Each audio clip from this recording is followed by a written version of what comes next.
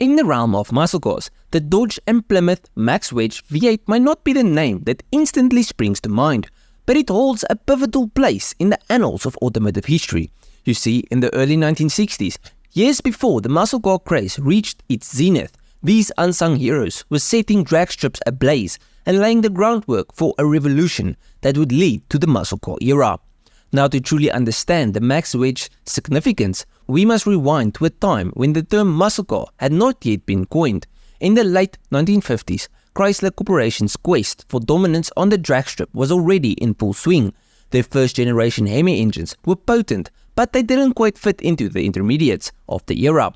Consequently, the HEMI was retired in 1958, making room for what would become the Max Wedge engine. In 1962, the automotive landscape witnessed a seismic shift as Chrysler unleashed the Max Wedge 413, and this was no ordinary engine. It was a fire-breathing 430 cubic inches monster of raw power, purpose-built to dominate the drag strip. The Max Wedge received a plethora of performance enhancements, from strengthened internals to a high-lift cam, a bespoke intake manifold with dual 650 CFM Carter AFP carbs, giving it its unique look, and custom heads with larger ports and valves were also fitted. Now, just to give you an idea of what a monster this engine was, this massive V8 boasted a compression ratio of 13.5 to 1. An interesting fact, the unique wedge-shaped combustion chambers gave this engine the Max Wedge name, for those that wondered. Anyways, this formidable power plant was not intended for the faint-hearted, available in select Dodge and Plymouth intermediates, with station wagons being the only exception. It was marketed as the Ramcharger 413 for Dodge and the Superstock 413 for Plymouth. The Max Wedge packed a punch with power ratings ranging from 410 horsepower to 420 horsepower, depending on the compression ratio. Notably, the Plymouth Savoy, affectionately dubbed the Melrose Missile, etched its name into the annals of drag racing history by becoming the first factory stock car to breach the 11-second quarter-mile mark, clocking in at a blistering 11.93 seconds in the summer of 1962.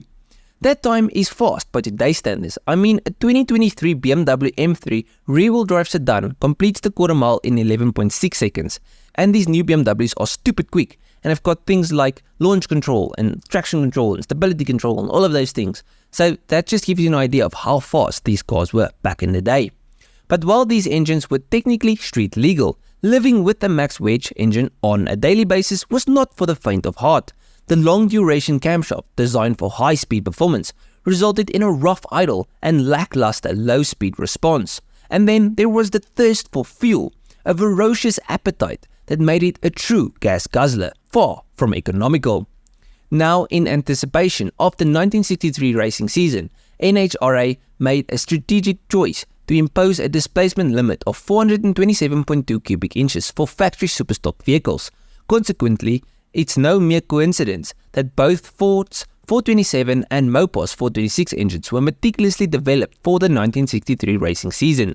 These powerful engines could be readily ordered in special factory lightweight variants of the superstock qualified models. And for this change in rules, the Max Wedge underwent a transformation. Engineers increased the engine stroke from 3.18 inches to 3.75 inches, resulting in a new displacement of 426 cubic inches.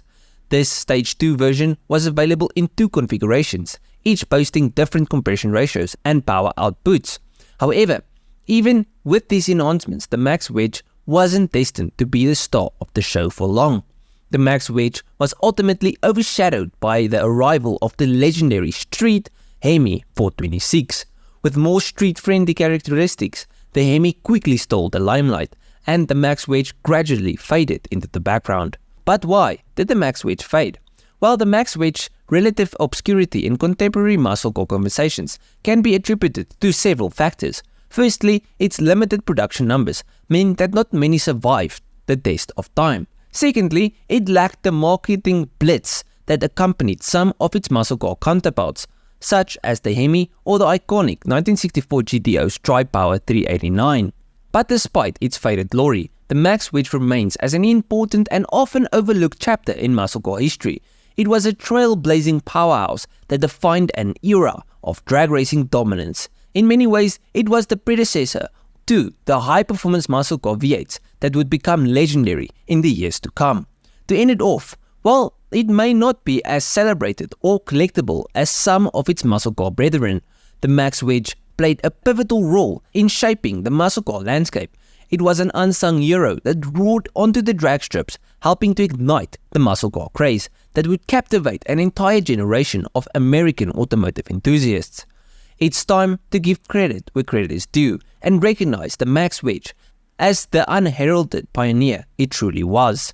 But at the end of the video, please let me know what you thought of the video number 1 and what do you think of this really unique engine. I mean, when I first saw a picture of this thing with 2 massive carbs on top of the motor, I just thought, that must be a cool engine. And then I went and did all the research. I thought, okay, I need to make a video. This is really interesting and a really, really cool engine.